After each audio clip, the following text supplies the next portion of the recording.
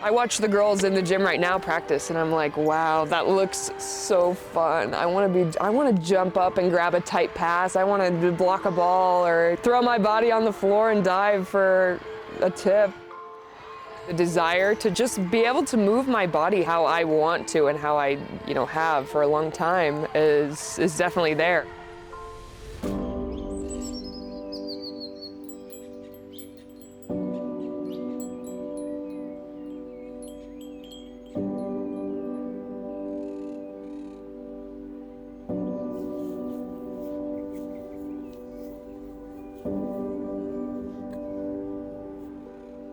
The classic cliche saying, you don't know what you have till it's gone, it's like, yeah, like it's hard.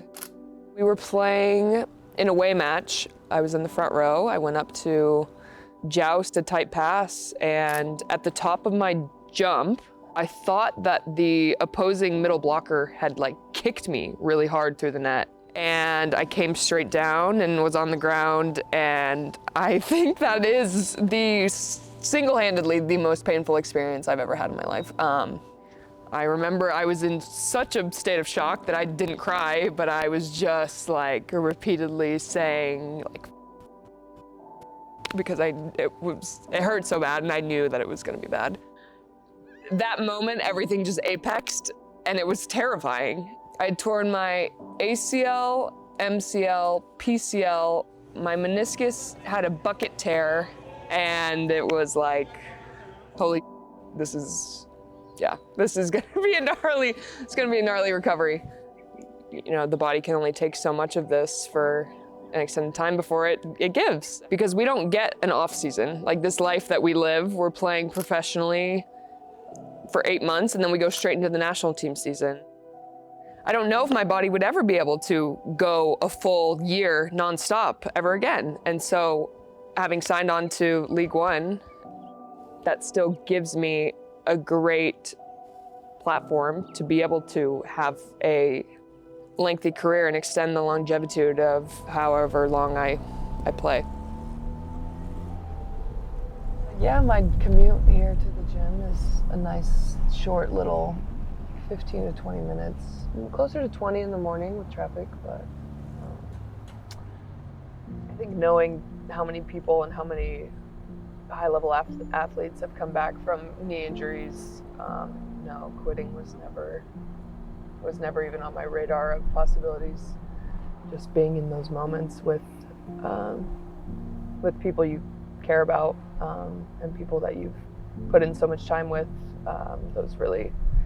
those really are the sweet moments that you, I think, take for granted a little bit because we do it every day. We come into the gym and, we practice every day. But I think being on the outside looking in has given me that perspective. And I'm interested when I come back if that'll be something that I am more conscientious of.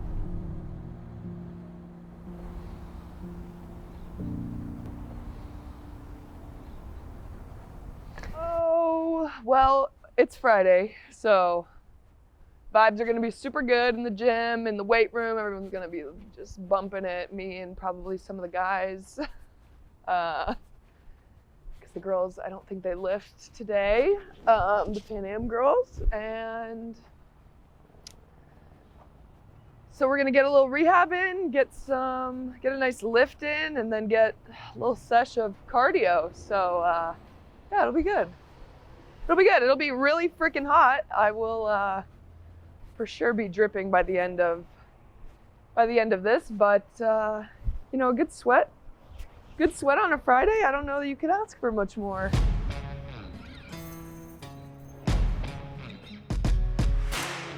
I come into the gym Monday through Friday, like everyone else, and get my rehab, doing a couple throws. You can really take this time and become ambidextrous.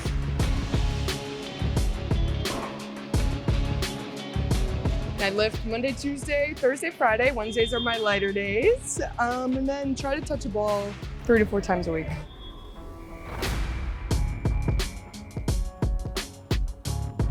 I'm fortunate to say that I haven't had a lot of bad days, but there have been a couple where it's like, wow, like this. And it's about, in those moments, what you choose to do. It's not like I said, oh, this sucks and I'm gonna go home. It was, okay, this sucks and you're gonna grind through it. I'm like right in the middle of it now. Still so much way to go, but I know that like slowly, I think the second half of the recovery, you know, when you're able to start doing a little bit more, it gets more exciting and a little more engaging.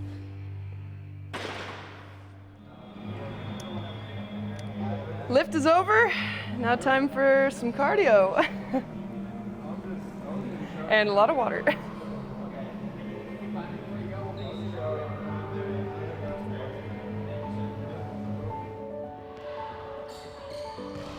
The mental aspect that I have trouble dealing with is the monotony of like, you know, you're doing very similar things every day, which is making you stronger, but it's testing my patience for sure. What do you do when you achieve your dream at 24? It's like, okay, like there's nothing left to chase really other than try and do it again. I think a lot of us who were part of the gold medal team felt the dopamine drop off. And then it's like, oh, okay, like now what? And I think for me, this next part of that is yes, try to do it again, but this time, do it again with your friends and family present, able to really enjoy that moment with you. Because the thing about the Tokyo Games is we were in a 40,000, you know, capacity arena, and we were the only ones in it. And so I think for me personally, it would mean having overcome this and being able to look up in the stands and see your parents and your sister and your family and your friends celebrate that moment with you. Like that makes me excited. Having an experience like this, I feel like will make me a better player and better teammate because yeah, again, it's the aspect of not taking anything for granted. One day at a time, that's all you have.